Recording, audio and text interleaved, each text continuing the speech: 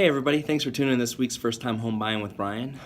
This week I wanted to cover assets. It is a part of the loan process. Regardless of what program you do, typically you're going to need to put some sort of money down, whether that be your earnest money, your option. Even if it's a zero down program, we can set it up to get that back at the end, but up front we got to be able to source those funds. So there's a few acceptable forms.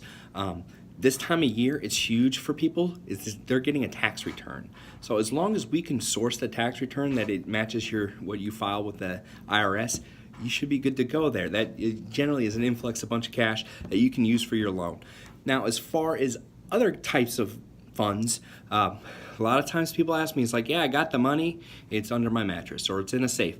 Now those types of funds a lot of times are a little bit harder to source. And what sourcing means is we have to have a paper trail to see where that came from. So a lot of times when you pull it out and you stick it in your account, it's a big deposit on your bank statement that you supply to the underwriting. They're gonna be like, all right, where'd this come from? If we can't trace it where it comes from, then we're going to have issues. A lot of times they'll take those funds out and won't let you use it. Now, there are ways to season those funds. What seasoning means is they've been sitting in your bank account for a while.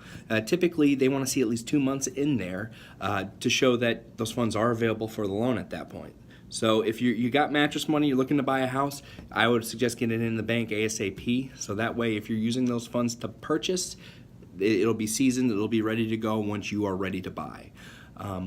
A lot of times people ask me, well, I have some of the funds, but my mom wanted to give me some money towards the closing. That's perfectly fine as well.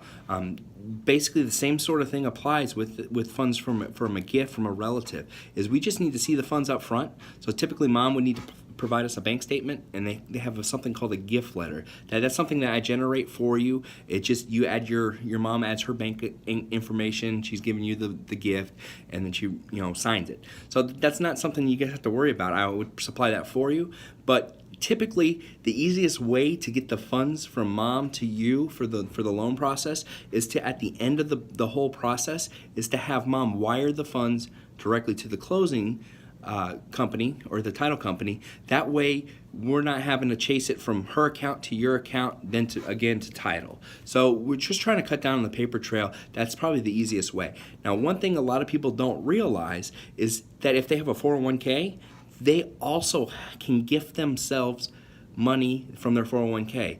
A lot of these programs are set up with the 401ks with minimal penalties. As long as you're purchasing a home, you can pull money out of your 401k to help with that investment, because that's the way to look at a house. It not only is it a place to live, but it is also an investment. So you're investing in your future, because the appreciation on a home sometimes is better than what you can get in your 401k. So it does make sense to consider that when you are purchasing. If you're trying to save for a down payment and you can't seem to get anywhere, take a look at your 401k. That might be an option as well.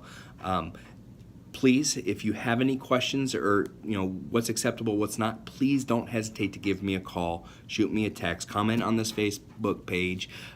Also, again, I'm looking for ideas for next week. What do you guys want to learn? Just let me know. I'm here to help any way I can. Again, I just want to tell you, I do every week. My goal is to get you all into homes, as many of you first-time home buyers as possible this year. So please help me reach my goal.